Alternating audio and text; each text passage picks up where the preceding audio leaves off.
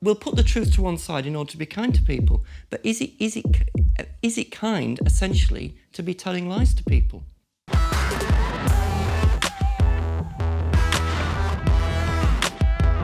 Hello and welcome to TRIGGERnometry. I'm Francis Foster. I'm Konstantin Kissin. And this is a show for you if you want honest conversations with fascinating people. Our brilliant guest today is a teacher, journalist, and self-described opinionated trans woman. Debbie Hayton, welcome to TRIGGERnometry. Hi, nice to meet you both. It's great to meet you. Great to have you here. Thank you so much for coming on. We'll get into all your problematic opinions in a second, but just tell everybody a little bit about who are you, how are you where you are, what has been the journey that leads you through life to be sitting here talking to us? Right, well, I'm a teacher. I've been teaching for 25 years. I live in Birmingham. I teach in the West Midlands. I probably wouldn't be sitting here, though, if I hadn't transitioned 10 years ago. And what led you to transition? Mental health, a mental health crisis, really. I'd had issues with my gender. I've sometimes described it, but don't try and push me on what that actually means. But I knew I had psychological issues with this from when I was about 3 years old, but managed to, as many other people do, you manage to keep it in check, get on with life, grow up, get married, have kids, get a job.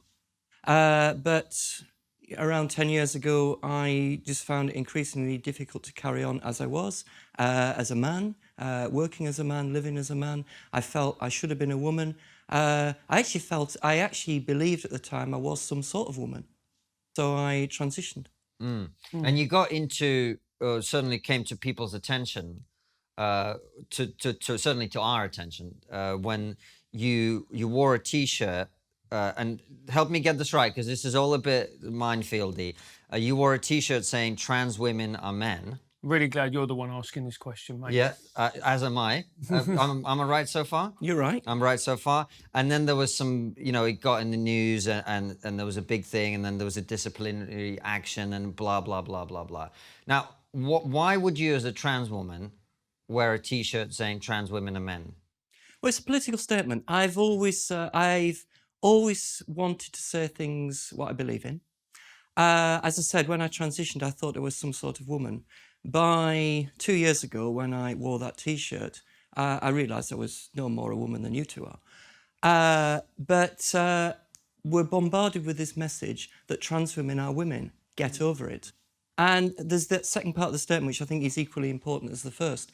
Trans women are women, get over it. The message is to the rest of society, you've got to get over it, you've got a problem.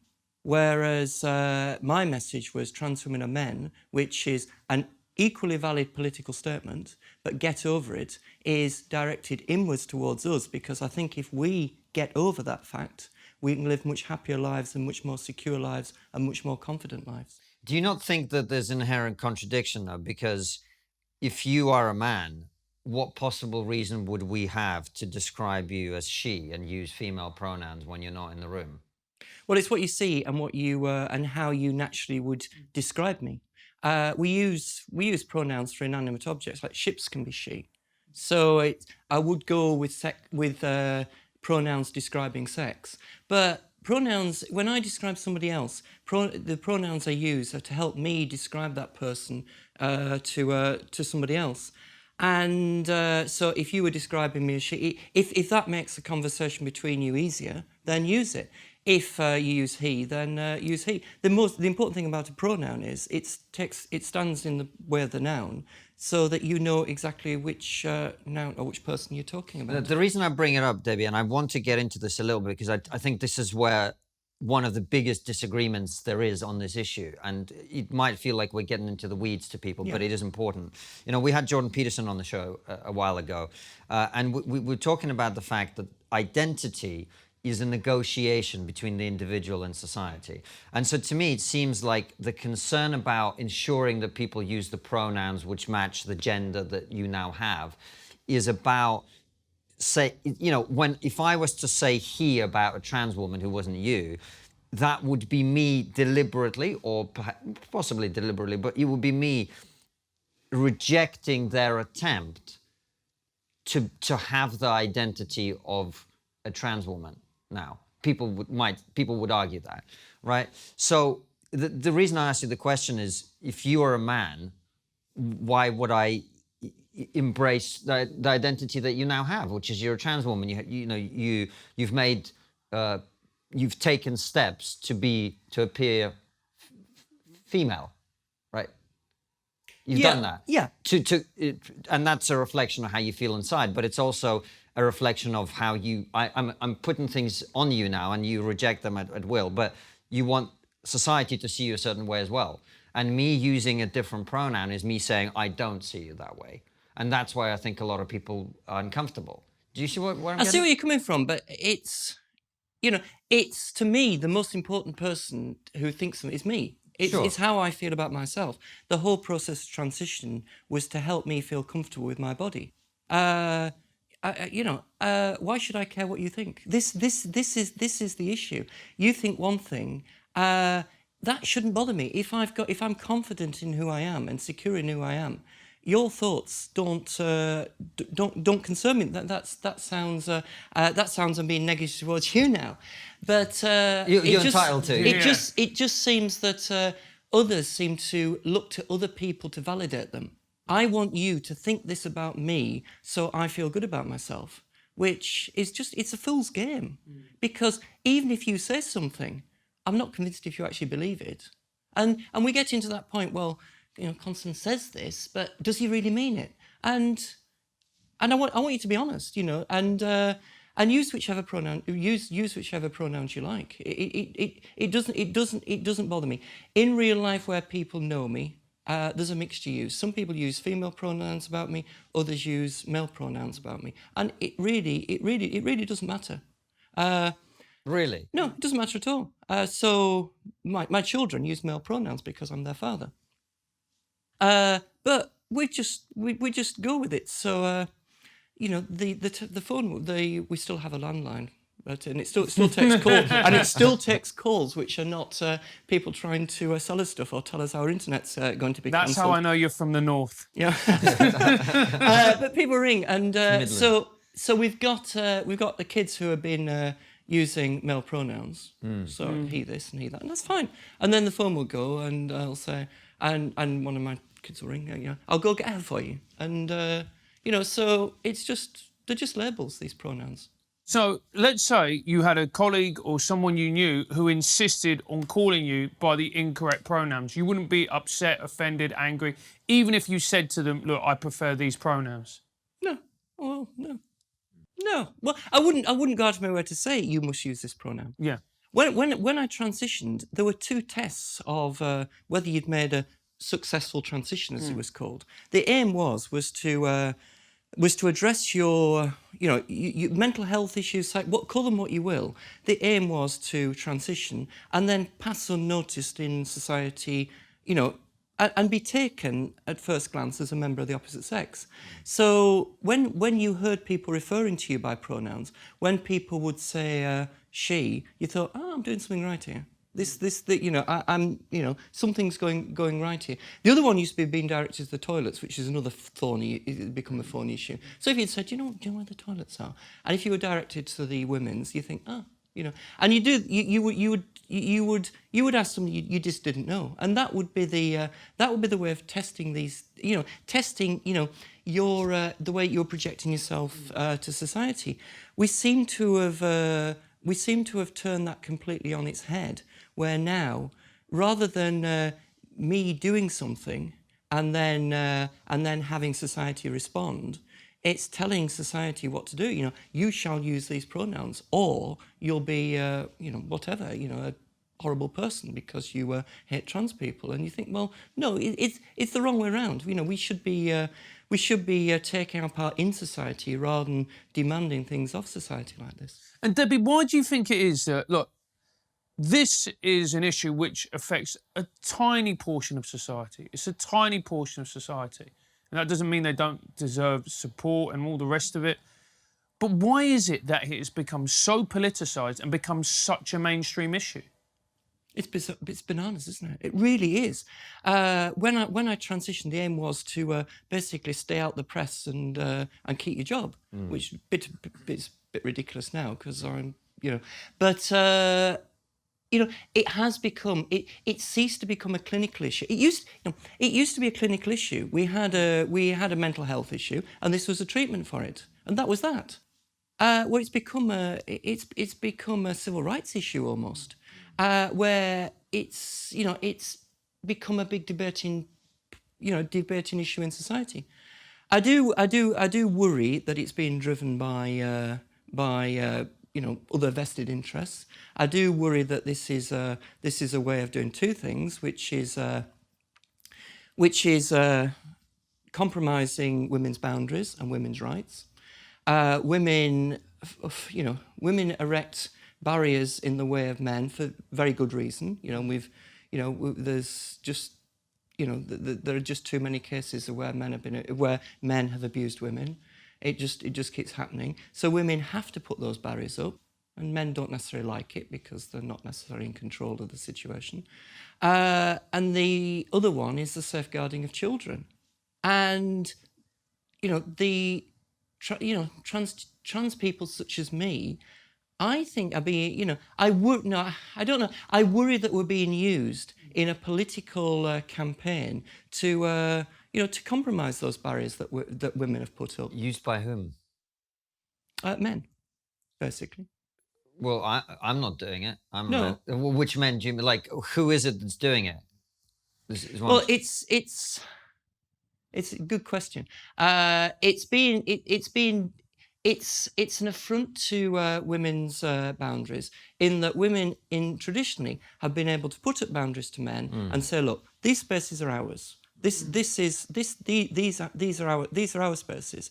If we let you in, it's on our terms. They did and have done let transsexual people through those. We've had other rights for women. All women shortlists in politics. All places on committees or so.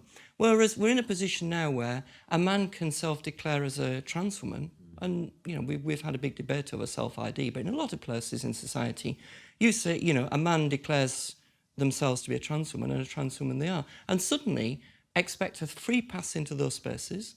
They expect to be put onto an all-women shortlist, into politics. They expect all those rights. And suddenly, women are there looking at this, thinking, "Well, what's the point of what's the point of having a door we can lock on men if anyone can cut their own key?" That's what it feels like to me. It's an affront on that power imbalance between which women have had to defend themselves against a power imbalance, and this then goes against those defences which they've set up. No, I get that. I just don't understand who's using people, trans people, for that purpose. You talk about that in a slightly sort of, not conspiratorial way, but you know what I mean. And I'm just trying to understand, because is it really the case that lots of people are pretending to be trans women in order to get on a short list or to get into a bathroom or whatever? Is that common? Well, Does that happen a lot? It's what you said about pretending to be a trans woman. How do we know the difference between somebody who's pretending to be a trans woman and somebody? What is a trans woman? You tell me. Well, yeah, this is the question which sometimes gets asked. What is a trans woman? And do we have some sort of inner being somewhere in here, something called a gender identity, which makes me a trans woman? I've got a different gender identity to you. Well, there's no evidence for any of that. There's whenever you look at people, there's no evidence that there's anything different in my brain to your brains. This whole concept of gender identity, which we've been sold, is, well, it doesn't need to exist. And in my view, if it doesn't need to exist, why has it been invented? And it's been invented to create this concept of this trans person. You are trans because you have this, almost like a soul-like, concept inside your head. You've got a female soul or something. That's what we get. That's what we get told. But if you take that away, you then say, what is a trans woman? And one you mentioned about being an opinionated trans woman. One suggestion which I would never be allowed to say on Twitter, careful if you tweet this, is that trans women are men with a certain type of psychological disorder which creates an insatiable need to present in the same way as a woman. But it doesn't mean that we're a woman. And why can't we say that? Because it denies people's identity. And is it just as simple as that? Just the fact that, but, you know, if somebody says there's something, and surely other people have the right to critique it or deny it, even if they think that that's true. Yeah. And the other thing is when people say, well, we've got a question on the census. You know, do you have a gender identity which is different to your sex, you know, to your biological sex as assigned at birth? Or whatever language the government have decided to put on there. But this has reached the census. Do you have a gender identity? And to say, well, I don't think this actually exists, is it's a big thing. Is that? But who came up with the idea? You know, one question I sometimes ask of people who say this is, who told you that, and why did you believe them? Because it's gone round saying that everybody's got a gender identity, and you say, well, who told you? But it's because everybody seems to think it, that it must be true. Yeah. But I, as a scientist, I always like to look for evidence in this. So that's a really interesting thing. So your view, and correct me again as I'm wrong, I'm just trying to understand this as I go, because it's new to me. Yeah. I've not heard many people say what you've just said, who are themselves have had that. You know, you get trolls on the internet going, you know, trans women are men, they should get back and whatever, in a sort of aggressive, angry way. But I've never, what you're saying is being trans is a psychological disorder? Is that? Yeah, I think the problem is the loading on the word disorder. Yeah. It's seen as bad, whatever. Whereas, you know, what's wrong with having a disorder? Well, it's an abnormality, maybe. Yes. Well, this is another word. These words are seen as pejoratives, but as a physics teacher, one of my jokes is we can all be normal as long as we stand up straight. Because the view we have is that normal is 90 degrees to the surface. Yeah. Yeah. And to be to be disordered just means not ordered. Yeah. And in its true sense, that means all standing in line. 1, 2, 3, 4, 5. Well, I prefer to stand off to one side and be myself. So this idea to say that trans women are men with a psychological disorder is political dynamite. Yes. Yeah. No shit. But Yeah. shouldn't it be a claim that we're allowed to argue in debate? Oh, 100%. Completely. Do you sometimes think with this debate that in an effort to be compassionate, we're sacrificing truth, reason and logic? Yes, it's truth. Truth is truth, and we're hiding the truth. We're obfuscating the truth. We're avoiding the truth. We'll put the truth to one side in order to be kind to people. But is it kind, essentially, to be telling lies to people? Well, this is where I come back to this idea of identity being partly a social construct. I do think you're asking a lot of people to expect that they only care about how they perceive themselves. Even for people who don't have that, let's call it disorder, just for ease of language. Even for people who don't have that, you know, very few people are that independently minded that they simply don't care how anyone perceives them. You know, we all put on clothes and makeup and you know, jewelry and whatever to make a certain impression on others. It's just part of how we evolved, right? We are social beings. So I have to say, I do get the argument that by, you know, not using the pronouns or denying someone's way of thinking about themselves, that has an impact, don't you think? Yeah, I think it comes down to the fact that our identity is intermeshed with our relationship with society. Yeah, exactly. And when I was coming here today, everybody I met was I was referred to as female pronouns. I don't think for a moment my identity was being denied at all.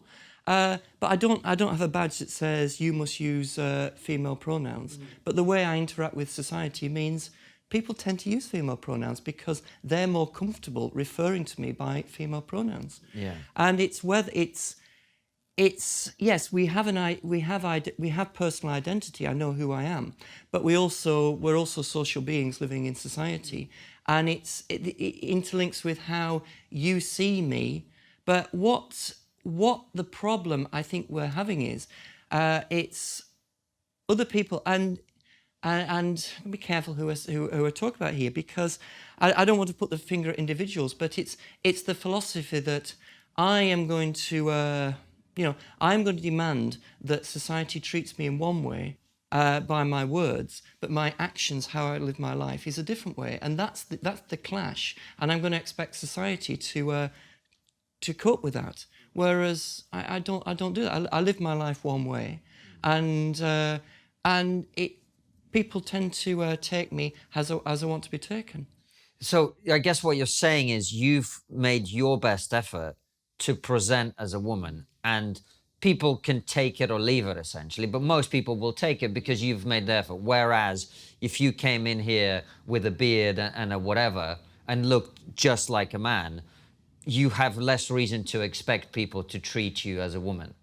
Yeah, and to use one example, if I'm walking home late at night and it's dark and I'm by myself, and I've got my big coat on, then I'll tie my hair back, I'll put my coat on, I'll put my hood up, make sure I'm wearing jeans, and I put my shoulders out, and I'll get taken for a man.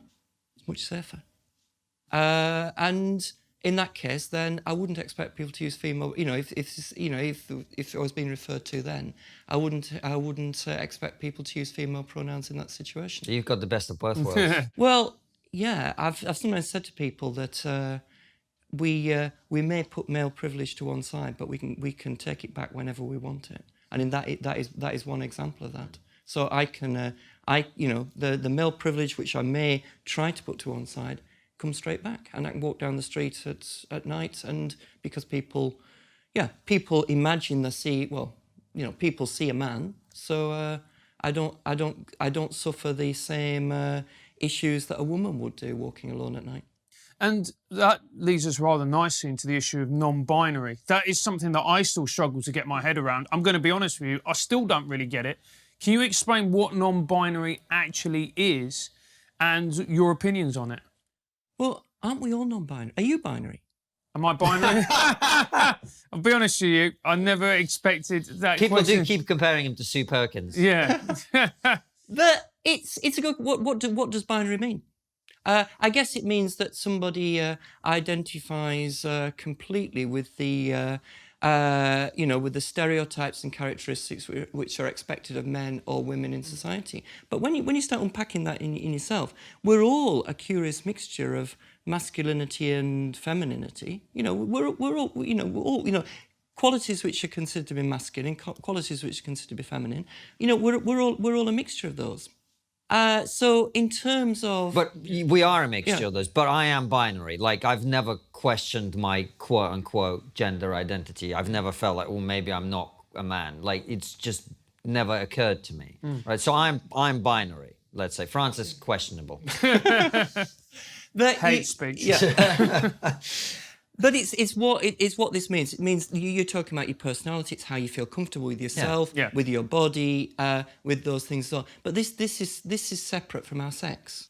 We're human beings. We're mammals, and like any other species of mammals, there are two types of every species. There's male and there's female. And if people don't believe me, I usually say, well, go and speak to your biological parents. I bet you've got one of each, because that is sex. Sex is binary. Then we talk about personality, gender, how we feel about ourselves, our identity, and that's different. And what's happened and where we've confused ourselves is we put all this together in one. So we're talking about men, we're talking men, we talk about women, and then we talk about this non-binary in the middle, as if to say somebody who is not a man and not a woman. But what I would come back there to say is there are people of both sexes who identify as non-binary, but what interests me is the way that, and again, this also, what I'm going to say is possible political dynamite, is what female non-binary people and male non-binary people, their experience in life is different. Because as human beings, you see somebody who isn't stereotypically presenting as man or woman, and you think, oh, but as human beings, we look at the people and we think, oh yeah, this is a male person who is presenting in an androgynous manner. This is a female person who's behaving in an androgynous manner. But as human beings, we do take note of the sexes, and we do relate to each sex differently. We all do. We've got millions of years of evolution, which has led us here. We are our bodies in that way. So when you start talking about non-binary, is if you separate the two, if you put sex to one side and say, we're all male or female, that's a biological fact. So 1, 2, 3, we're all male people. That I would say should be uncontroversial. Then we look at personality separately, call it gender, call it identity, whatever you like, and then we've got people who were quite happy with all the issues, quite happy with the stereotypes which are put on them, quite happy about going down the street saying, I'm a man, doesn't bother them. And there's others who struggle with that. Some of us transition so that we're there, presenting as the opposite sex. And others sort of, will prefer to be presenting as neither. But when you actually take that personality spectrum, when you talk about non-binary, the moment you create non-binary people in this spectrum, well, the two ends are just, is it fair to say that is a binary, or are they just two ends of a non-binary spectrum? So I think your question makes more sense if you separate the two and then say you can make a personality what you like. That's fine, we can talk about that. But when it comes to sex, that is, I'm a science teacher, there are two sexes and we can't change it. So if we keep non-binary out of that, then it all makes more sense.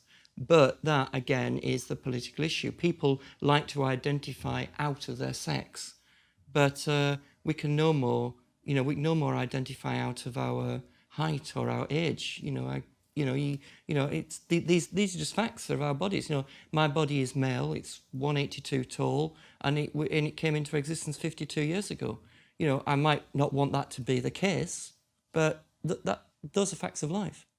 And Debbie, do you think this hyper focus on gender is helpful as to what we're doing now? How we seem to be pulling everything apart, and there seems to be genders being created, almost every day. The fact that we talk about non-binary, is that actually helping us as a society? No, it isn't. I think people should just be allowed to be themselves. And we shouldn't need to invent a category to identify into to allow ourselves to the people we want to be. So, if somebody wants to, if somebody's personality type is to wear their hair in an unusual fashion, colour it blue, whatever, then just do it. Don't feel you've got to identify as a certain category in order to be yourself. And you're right, there are so many of these different categories. And you're thinking, why do people need these? When we talk about the LGBT, WXYZ, whatever, all these different categories that people create for themselves, create for society, one which I've come across, which I'm struggling to get my head around, but I keep getting myself into trouble, is people who identify as asexual. Well, and I've said, well, what's the big deal? You just don't, if you don't need a romantic sexual partner, well, it's an issue you don't need to worry about. Just, what's the issue here? Why do you need a label to say, I just don't, I prefer being by myself. I don't need, I'm not sexual. I'm asexual. But I got myself into an awful lot of hot water for denying people's identity. But I don't see, if that's the person they want to be, I don't need to see that why they need to create a category that they then need to restrict them into this completely artificial, in my view, category which they've created. I just think people should be themselves.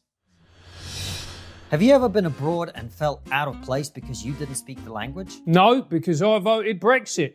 Brexit means Brexit. I know that sometimes you're abroad, you don't speak the local language, it's very awkward, like Francis talking to a woman. So you have to shout. Do you want to learn another language? I don't, for obvious reasons. But if you do, Babbel is quite simply one of the finest language learning apps in the business. Babbel offers a clear and easy-to-use interface. They have daily 10 to 15-minute lessons that have been proven effective across many studies, showing that you can learn up to 14 languages that they offer. So it doesn't matter if you struggle with language. Maybe you find it difficult to pick up, or maybe you're just English. Right now, Babbel is offering our fans 6 months free on a 6-month subscription with Babbel using our special code, which is, of course, TRIGGER. That's Babbel, babbel.co.uk/play, and use the promo code TRIGGER. Look at that spelling. He learned English on Babbel. I did. But seriously, go to babbel.co.uk/play, use our code TRIGGER, and enjoy Babbel. It's a good point that you said that people should be themselves, but isn't it also a way of garnering attention for yourself, creating an identity, therefore that people notice you, therefore that you can explain yourself succinctly to the world in a way that you couldn't before? It's far more difficult to explain who I am if we go into the complexities. But if you just say, you know, cis, straight, white male, boom, it's done. Yeah, it's the are people choosing these identity labels to be special? Yeah, because there are different flags for all the all the different flags. There's the LGBT flag. There's the the trans flag, which everybody knows that one. There is an asexual flag. There's a bisexual flag. We've got them all at the back there, baby. Yeah. And there's a heterosexual flag. Is there? There is a heterosexual flag. Have a guess what colours it is. I don't know. Is it like all the primary colours? No, red? No. Black. Shades of grey. Is it shades of... So they pick the dullest colour. They pick the absolutely dullest colour to actually say, this is the heterosexual flag. And what you're saying to people is, why be as boring as this when you can have all these colours and all these separate identities? Yeah. That's interesting. And do you think this politicisation that we're seeing with the LGBTQI+, but particularly focusing on trans people, is this helpful? Is this helping you in any way? No, it doesn't help me at all. I transitioned and got on with life. The one most important piece of legislation for me was the Equality Act, which gave us our own protected characteristic of gender reassignment. And what that means is that I can't be treated less favourably because I've gone through gender reassignment. So I can't be sacked from my job. People used to be dismissed from their jobs. And employers would say, oh, we support what you're doing, but you'll be too much trouble. So, here, go. But so I can't be denied goods and services in shops. I can't be, so that protects me. Now, to be honest, this is a great country. The vast majority of people are open-minded, liberal, accepting. There are people around, as we all know, who are not. But on the whole, it's a very accepting country and has been. But what the Equality Act did was it gave people the confidence in which to do that, to say, I'm doing the right thing, and the law says I can do the right thing. And I transitioned and got on with the job. My aim of going to school each day was to teach children not to be a trans person there, and that was working. Then it was around 2014, 2015.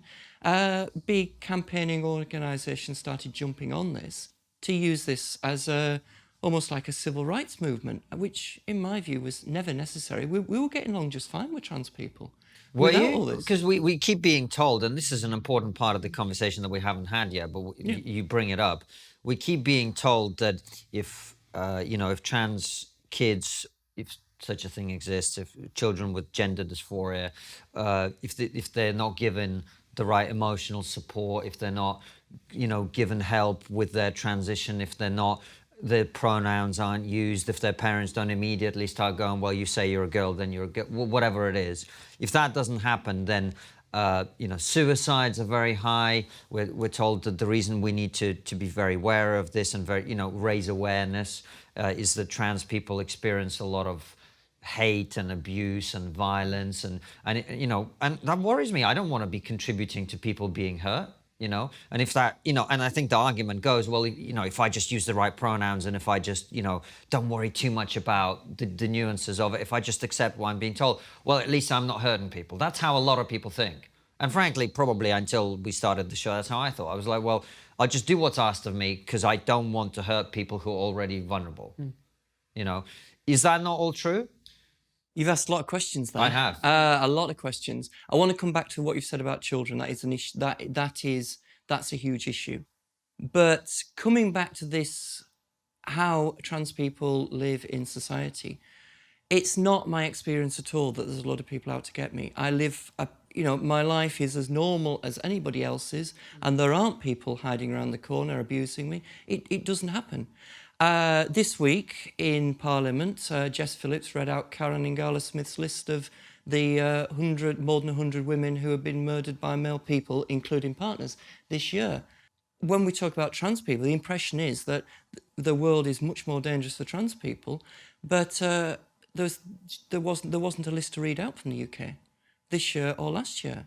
We have an International Transgender Day of Remembrance every year, where we're remembering people in largely in completely different societies to ours, where life is very difficult for anybody who is different, for women, for trans people, for gay and lesbian people. They're very, very different societies to ours. But enough about my country of Russia. The claim that this is somehow a dangerous society for trans people is, well, I'd say from first-hand experience, it's ludicrous and it's a political claim that's been made. But then going on to what you were saying about the children, if we don't affirm children's identities, well, we need to ask the question. We go back, why was this not picked up 40 years ago, 30 years ago, whenever, when there wasn't a spate of children committing suicide because their identities were not recognised? It wasn't happening. Now, my own situation was from 3 years old. I knew I had some psychological issues. I desperately wanted to be a girl. I knew these wishes were so shameful. I couldn't tell anybody. So it was all buried down. But I would have benefited from that being unpacked and helped to say, look, you've got these feelings. They're not your fault you've got these feelings. You can't be a girl because you're a boy, but let's have a look and see how we can make you, help you become comfortable with yourself. What's happening now, and what's happening now is that children are being told, well, you really the other sex. You can be the other sex. And if that had been said to me in 1971, 1972, 1973, I would have been clamouring to transition and be the other sex. And where would that have left me? You have prepubescent children at primary school. Well, before puberty, children can either cut their hair or grow their hair long. What you wear, it's relatively easy to pass as the other sex. But then puberty comes along, and that's the key to adult life. And before children actually understand what it means to be an adult now, we're saying to them, you can choose whether to go through that puberty and that puberty, and they're of equal value. It doesn't matter. This is values. You can grow up to be an adult man, or you can be an adult woman. You choose.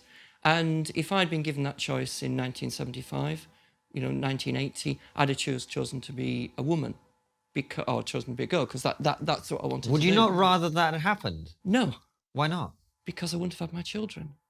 And as human beings, we, there's various things that drive us. We are biological, and within humanity, if there wasn't that driver to have our own children, our species would sort of die out very quickly, I think. So that's there, and that's very strong in me. And as I became an adult, I really wanted my own kids, and I've had my own kids. And if I transitioned as a child, that would never have happened. And that, to me, those things are far more important than that. And then we're saying, I really wouldn't have been a woman and never have been a woman. I would have been a boy who had transitioned before puberty and then been given synthetic hormones, so my body would have developed how it had done. Maybe, you know, the difference now in life would have been that rather than being, you know, my voice would be higher. Well, so what? And I wouldn't be quite as tall as I am, but I like being 1 metre 82. I can see over the top of crowds. You know, so there are advantages. That I wouldn't, you know, if transgender therapies could chop 10 centimetres off your height, I wouldn't go there because I like being tall. So I just think, for me, if this had been presented to me, I would have taken it and it would have been the wrong thing. And this is from somebody who has transitioned. Whereas other people, other friends of mine say that when I was a child, I felt like this, but I grew out of those feelings. And those are more often than not women. And the number of women I've spoken to who, as they approached puberty, felt really negative about this because they realised what it was going to do to their body. They realised that they were, you know, that routes in life were being shut off. So they were desperate to be the other sex. But then those feelings went away.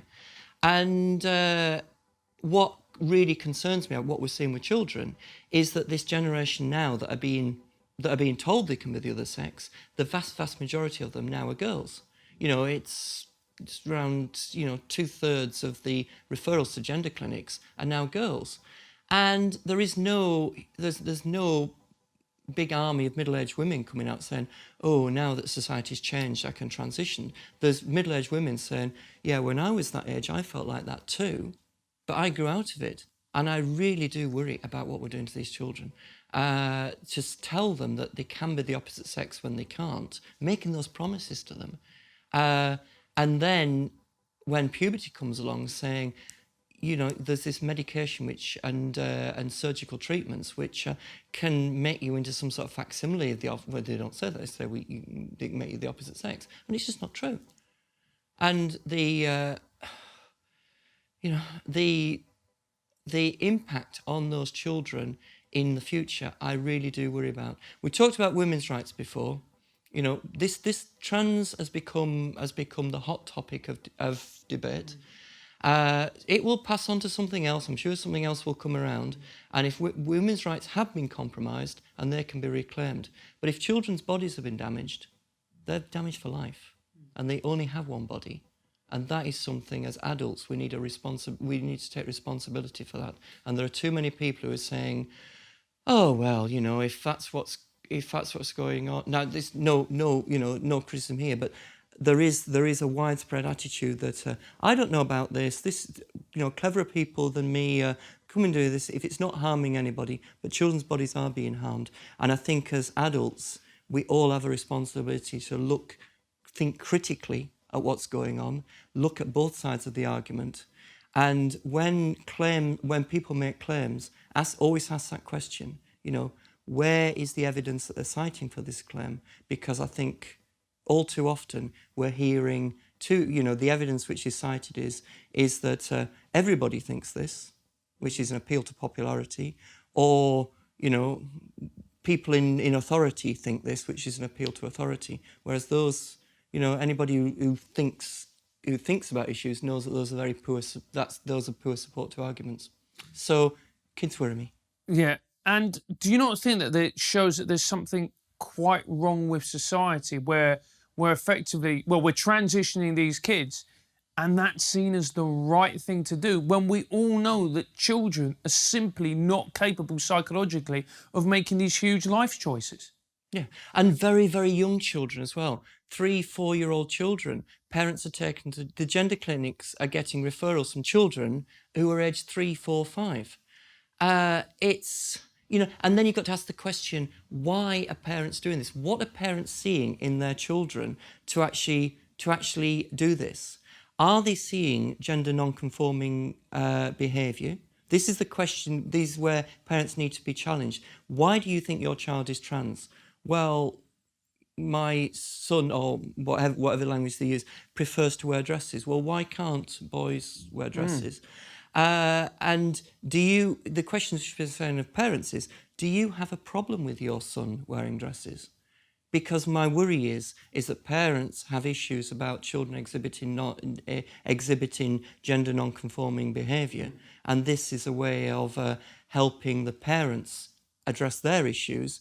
Better to have a better to have a gender-conforming daughter than a gender-non-conforming son, perhaps. Now, that's a possibility of what's going on. And if that is what's going on, then this 4-year-old, 5-year-old child who has been told by all the adults around them that they are really a girl should be concerning everybody. Yeah, and it seems that we've stopped understanding what it means to be a child, a teenager, which is a continual process of questioning your identity. You know, we all had, when we were going through puberty, the reason it's so painful is because you don't know anything. Everything has changed. You don't know who you are. You don't know what you're going to be. You don't know what your sexuality is. All these things, they're all up in the air. So to then come along and say to these kids, well, you know, you're trans, it just seems to me abuse, if I'm being honest. I would agree with you. Yeah, it is. And rather than saying to children, you've got lots of questions, what we're saying is, here is the answer. You're trans. And all the issues which children do struggle with. And as you grow up, the transition, we talk about transition, and it's become a loaded term. A transition is something a trans person does, but we all transition as we move through life. We're different people now as to we were 10 years ago, 20 years ago, and this is all the transition through life. And there's lots of questions that we have, lots of issues that we grapple with. But we're desperate for answers to those issues. Now, if the answers were simple, we wouldn't be, life is complicated. Human beings are complicated. One of the things I teach physics, and I sometimes say physics is easy. Well, it's human beings are difficult because human beings are complex. So we've got all these issues which we're grappling with, and then to come to children, we know you've got anxiety issues. We know you've got issues with working out your sexuality and what that means to you. We know you've got issues with gender, but as people growing up, it's things that we have to work through those to ourselves so we understand ourselves and we become comfortable ourselves. But what we're telling children is, this is because you're trans. And here is a pre-packed solution to your problems, in a pink and blue box. This is who you are. And suddenly you've got a ready-made answer. It's a pre-pack answers, a ready-made community to move into. Because the other thing about growing up, it's friendship groups and being excluded from friendship groups and, bullying and, as adults, we're forever having to help children through those issues. So a child who doesn't quite fit in, because all children don't quite fit in, none of us quite fit in anywhere because we're different to everybody else, to say, look, here is the pre-packed solution, including a ready-made community, ready-made role models, ready-made this, ready-made that, ready-made the other. It's denying them the opportunity to find themselves, Francis, and that is abuse. It is, and the last question I want to ask on this, Debbie, is, to me, this isn't just a problem we see with children or with the trans issue. It's right the way through society, where what we desperately want is very simple, easy solutions to deeply complex problems. Would you agree with that? Well, yes, that's the we've talked about binaries before. We do like to reduce everything to a binary. Brexit or Remain. Yeah. Or lockdown or or whatever. Or letting it rip. Letting it rip. The idea of nuance, to think there are issues here we've got to grapple with, and let's hear all the arguments and come up with solutions which give the majority of people the majority of what they want, which is what political debate is all about, gets lost in this. Debbie, it strikes me that you have an insight into something that we've not talked much about on the show, but it's interesting to me because you've lived both as a man and as a trans woman or transsexual woman, but you've lived in society where people thought you were a man, and then now where people think you're a woman. And I wince a little bit. You mentioned male privilege, and that's not because I don't think people are privileged in different ways. I just wince because that word is so misused now often, the word privilege. So tell us what is different when you live as a man and when you live as a woman. What have you noticed? Has it been like? What insight have you got? Because none of us have that experience. Right, yeah, it is interesting. In committee meetings, for example, as a man, I'd expect certain bits of body. If I wanted to make a point in a committee meeting, you sit forwards like this, you look around, you make eye contact with the chair, and you get brought in. If I'm and other people naturally will bring you into the debate in the meeting. If I'm in a committee where I've not been clocked, you know, so I don't, you know, if it's a group of people that's come together, and sometimes in my work, I will turn up on a committee to do something, and I've been sent along representing another group, for example. I'll just announce myself as, oh, I'm Debbie Hayton, I'm a teacher, and I'm here representing so and so. You know, that's. And I've not been clocked. Then I'll be treated as a woman. And you can make the same eye contact with the chair. You can make the same body language, and you get ignored. It doesn't do the same thing. Does it matter if they're a man or a woman, the committee chair? No. So women will ignore you because you're a woman. Women will give way to men. Yeah. That's interesting. And they won't give way to other women. So you don't get your voice in early enough. Now you might say, well, why does that matter, Debbie? You'll get your voice in eventually because you'll put your hand up, and eventually you'll come to you. But you might be the fourth person to speak in the debate once other people have made their minds up. So I noticed that. But, and here's the interesting thing, is if I'm clocked as a trans woman, I get treated as a man in that debate. Now, and actually, it's almost like super male privilege because nobody wants to upset me. You never upset the trans, do you not? Well, that's what I was going to say. I'm not sure that's about maleness. Yeah. I think that's more, I'm just assuming, but hear me out, is that people are now so worried about offending anyone who's in any way a minority that they'll fucking let you speak forever. Yeah, they do. And you go on the committee meeting and say, "I'm Debbie Hayton. I'm a trans woman, and I've had such a difficult time through life. I've been persecuted and oppressed at every opportunity, and I have struggled to get here. 4 people abused me on the train this morning. A person at the tube station gave me a funny look, and I've got here and I feel so distressed. But I know I'm within friends here." And you can talk forever. Yeah. So that's like super privilege. Yeah. But even, you know, so I've known what it's been like to be a man, and I know what it likes to be treated as a woman, and when you come out as trans, it's when I hear this about trans people being, you know, the most oppressed, I'm thinking, for crying out loud, you know.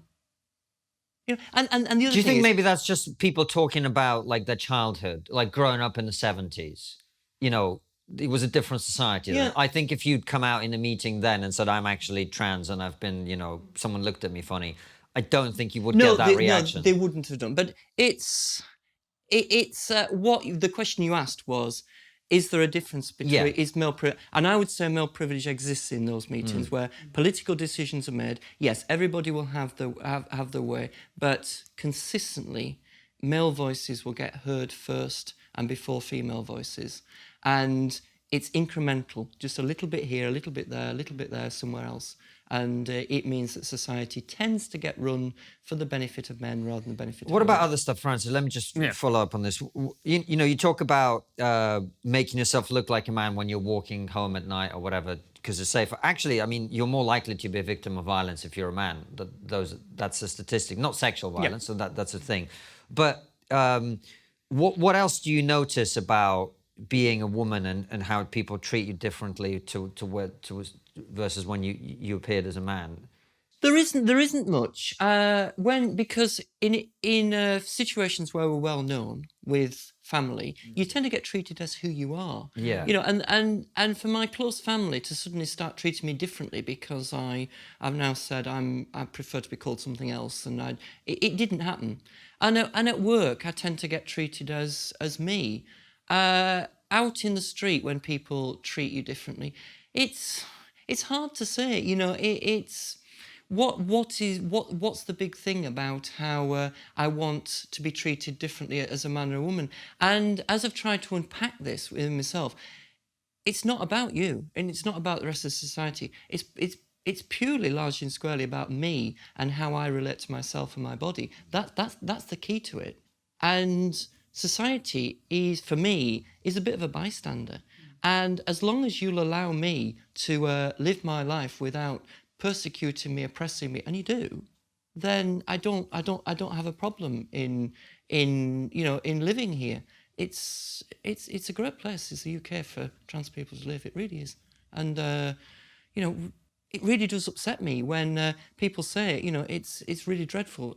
Everybody's out to get us, because they're not. And if we whip ourselves up into some sort of frenzy about that, then we'll not be living. We'll be just living in fear of nasty things happening to us, and it's probably not going to happen.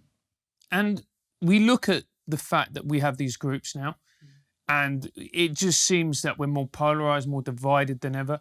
How do we get some form of healing? How do we actually come together and try and bridge the gap between all of us in order that we can actually have a better and more harmonious society?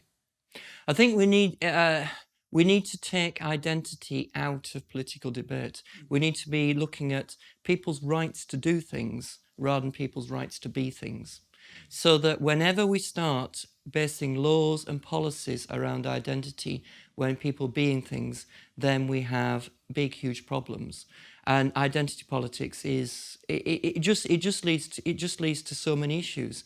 And whenever politics gets divided on identity, it becomes, we end up with problems that become unsurmountable. Like in the north of Ireland, for example, where politics is divided on identity, it's just a constant issue to try and move issues forward.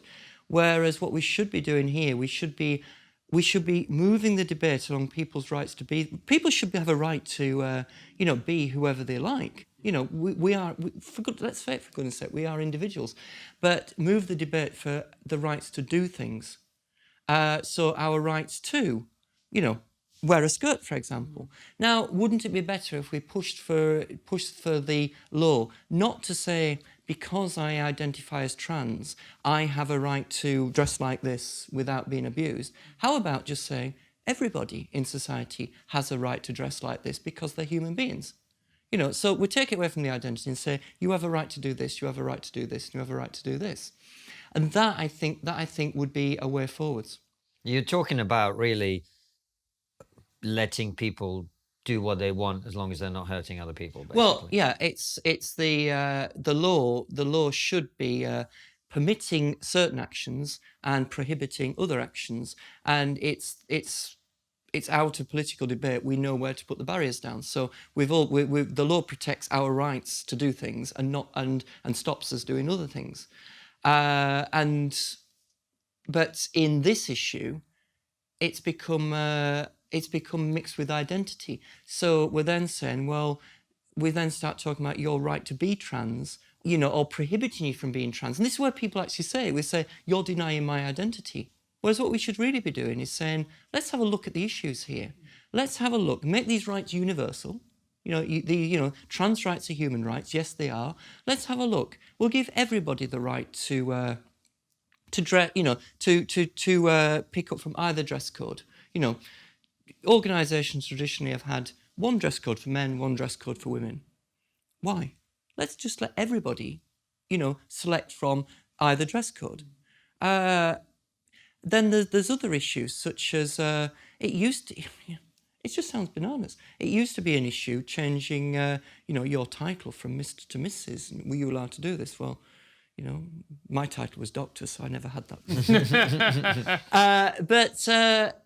Why should that be an issue? So when there's rights like that, we should be saying, let's cement those rights in. Everybody has a right to do that.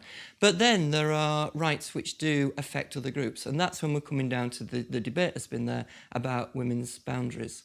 And essentially what's been happening here is that male people have been demanding the right to access rights which have been granted to the other sex for reasons known only to ourselves. So when I say, I now identify as a trans woman, therefore I need to come into those women's spaces, you've got to let me into those spaces. I don't need to say why I identify as a trans woman, because that's then I'm having to justify my existence or whatever. No, so nobody answers that. But without giving reasons, and then identity politics would say, because I identify as this, therefore I must have those rights, which I think that leads to all sorts of problems. And I think we should be looking at, in each case, the right to do things. So you mentioned toilets before, which has become an incredibly politicised issue, because it's there as a case in point. You know, we need to solve that. So on that one, well, I was going to ask you on that one, because there's probably an even better question to ask you there. I was going to wrap up, but I think this is important.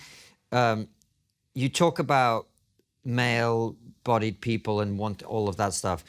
I guess the question, if you boil it right down, is if you commit a crime and you are supposed to go to prison, that's where this idea, well, people call me he or she, it doesn't really matter. That's when, you know, that stops being the case. You have to make a binary decision, at least at the moment. You either go to a male prison or a female prison. Now, I don't know about the prison system, but I don't imagine the prison system is kind to people like you if you were sent to a male prison, right? But equally, we've had cases where male-bodied people have gone to a female prison and have committed unspeakable acts that should never have happened. So how do you square that circle? well, the prison state is divided by sex, and I'm male. I would go to a male prison. We need, though, to be looking at my rights to be protected from that, and this is where my campaigning would come in. This is a tough ask. This is where you're going to be wanting, you know, separate facilities.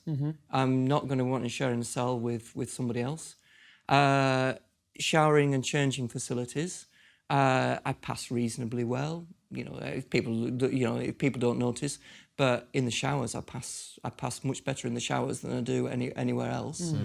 But that's a tough ask of society. That's to say to society, look, I've done this, and I am expecting you as society to pay a bit extra here, and to put special facilities on here, and separate accommodation perhaps, all these things.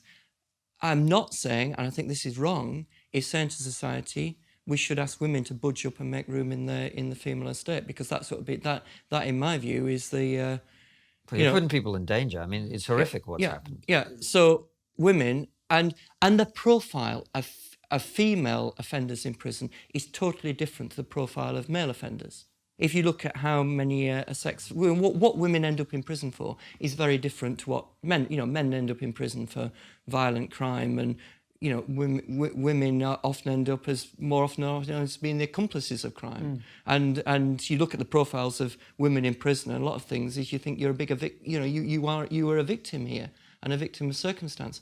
When you look at sex offenders, around an eighth of male prisoners are sex offenders. And there's close on 100,000 men in the male estate, so that's 12,500 sex offenders. The female estate is much smaller, it's about 4,000. It's not like there's two half estates. No. It's like this and like this. And then suddenly you're saying, well, we're then going to put this group of males in with the females. And then when you look at the profile of the